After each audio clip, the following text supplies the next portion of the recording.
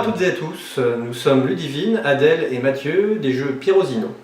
Nous sommes les auteurs de Qui a volé les copies du bac, un jeu conçu dans le cadre du cinquantenaire de l'établissement de l'institution Sainte-Marie d'Antony, à la demande et sur une idée de Monsieur Richard, son directeur. Qui a volé les copies du bac est un jeu qui se joue de 3 à 8 joueurs à partir de 8 ans pour des parties de 45 à 120 minutes, soit à peu près 15 minutes par joueur impliqué dans la partie. Le principe est simple, un individu a volé les copies du bac et on va devoir enquêter pour trouver l'auteur, ce qui est advenu des copies, dans quelle pièce, et c'est tout. Et c'est déjà bien.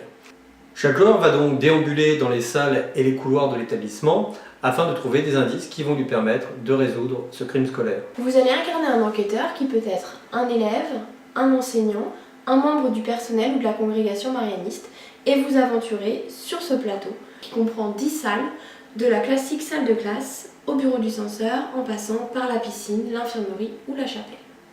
Pour récupérer des indices, vous allez vous rendre grâce à ce dé de 8 faces, de pièce en pièce, afin d'interroger les différents joueurs qui incarnent des enquêteurs. Et vous pourrez donc mener différents interrogatoires, à la fois pour invalider et éventuellement valider certaines hypothèses que vous noterez sur ce carnet. Ce n'est pas le seul moyen d'obtenir des informations. Certaines cases vous permettent de tirer des cartes qui vous donnent un certain nombre d'avantages ou parfois vous contraignent à certaines pénalités. Vous avez également la possibilité d'affronter les autres enquêteurs pour les obliger à vous révéler des informations lors de ce que nous appelons des phases de litige. Certaines cases vont vous permettre d'aller plus vite, d'autres vont vous permettre au contraire de mettre des bâtons dans les roues de vos adversaires, car un seul ressortira avec les honneurs et les félicitations du directeur. Si on prend par exemple le censeur, fort de son autorité, il peut contraindre un des enquêteurs à lui révéler une carte en cas de proximité avec celui-ci. A contrario, il doit immédiatement se rendre dans son bureau si jamais un autre enquêteur s'y trouve. C'est là, de notre point de vue, tout l'intérêt de Qui a volé les copies du bac. Un classique jeu d'enquête, les cartes, les compétences, les modes de déplacement vont vous permettre de mettre en place des stratégies pour parvenir à vos fins.